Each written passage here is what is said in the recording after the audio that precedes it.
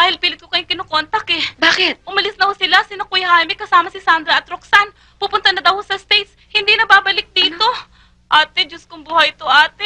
Aling Rosa, saan kayo pupunta? Ano pang gagawin ko rito? Alagaan kayo.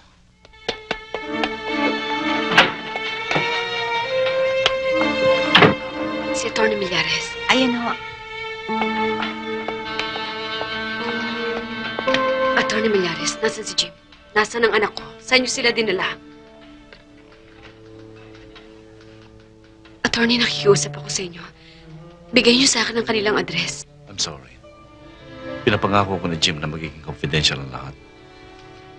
Pati nga kanyang address sa States. Sumusunod na ako sa utos. Kahit na nga sa kaibigan mo si Aris, walang sinabi si Jim bago siya umalis. Attorney,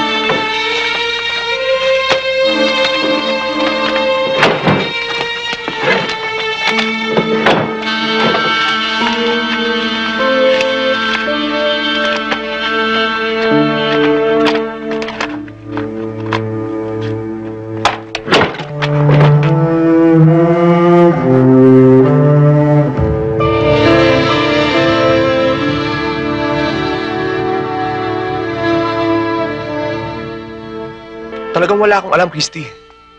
Si Atty. Millares naman, matatag, napakalihim. Talagang wala akong makuhang information sa kanya. Kahit slip of the tongue, talagang wala eh. Sa palagay ko, sarili mo na lang dapat mong isipin. Umiikot pa ang mundo, Christy. anong gagawin ko?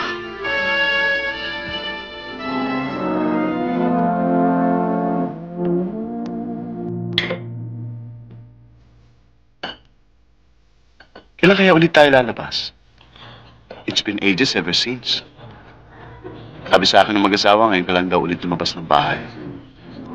Ano pa mga kinuwento nilang lahat sa'yo? Tungkol sa akin. Well, marami. Buong buhay ko, Tommy. Anyway, yes. That's unfair. Sila walang kinikwento sa akin tungkol sa'yo except isa ka raw balo. A workaholic. You own and run a publishing company. Your family's abroad. And, ano pa nga ba? Nasabi rin ba nila sa'yo na at present wala akong attachments kahit na kanino? Are you proposing, Tommy? Bakit ngayon mo lang itinanong yan? Marami ka pang hindi nalalaman tungkol sa akin, Tommy. So, si Darius, they spared you of the ugly stories about me. Kung ipapako mong buhay mo sa nakaraan, walang mangyayari sa'yo. The dead is for the dead, the living is for the living. Tingnan mo, Christy. Kumuha ka ng 1 milyon na kabayo at ipahila mo sa mga ito ang isang pangyayari sa buhay mo na nawala na. Hindi ka lang pala isang publisher eh. Sa Karing Makata.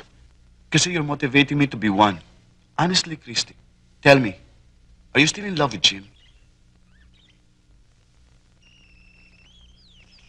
By the way, Iris told me you're looking for a job. By coincidence, I have an opening at the office. If you're interested... Maganda rin pala ito pag naayos na. Pwedeng gawing hangout. Lokong Di ba, to Tommy? Gagawin pa tong beer house. Ngayon, Susie, alam mo na kung saan mo hahagilapin yung mister mo. Habang nagle-labor siya sa ospital. But this is really a nice place, ha? Maganda ang vibes. Hindi katulad doon sa malaking bahay. Kawawa naman si Inday, naging bantay sa isang sementeryo. But not for long. Aris? Hindi ko alam kung paano ko sasabihin sa ito, Christy.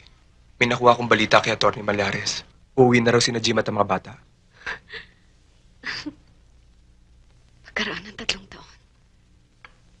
taon. Makikita ko na rin ang anak ko. Makikita ko na rin si Sandra. Sino kaya nag-aalaga sa kanila?